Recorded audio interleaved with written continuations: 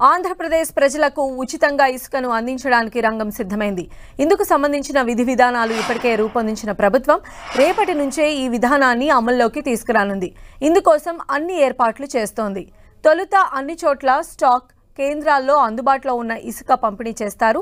నిర్వహణ ఖర్చుల కింద టన్నుకు 20 రూపాయలు, సీనరేజ్ కింద టన్నుకు 88 రూపాయలు వసూలు చేయనున్నారు.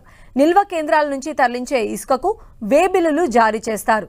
వాగులు, వంకలు, చిన్న నదుల్లో ఇసుక తవ్వి ఎడ్ల బండ్ల ద్వారా ఉచితంగా తీసుకువెళ్లే అవకాశం ఉంది. ఇసుక అక్రమ తవ్వకాలపైన ప్రభుత్వం నిఘా ఉంచింది. వినియోగదారులు, గనుల శాఖకు ఎలాంటి ఫీజులు చెల్లించాల్సిన అవసరం లేదు. అయితే ఇసుకను మనుషులతో తవ్వి తీయించి లారీలో లోడ్ చేయించి తిరిగి డిపోలకు తరలించినందుకు గనుల శాఖకు కొంత ఖర్చు అవుతుంది. ఈ ఫీజులను ఆయా జిల్లా కలెక్టర్లు నిర్ణయించనున్నారు. రీచ్లు, డిపోలకు మధ్య ఉండే దూరాన్ని బట్టి ఈ ఫీజులు ఒక్కో జిల్లాలో ఒక్కో విధంగా ఉంటాయి.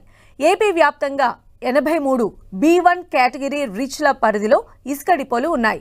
వాటిని రాత్రి గనుల శాఖ పూర్తిగా స్వాధీనం చేసుకుంది. డిపోల్లో ఉన్న ఈ ఇసుకను రేపటి నుంచి ప్రజలకు ఉచితంగా అందించనున్నారు.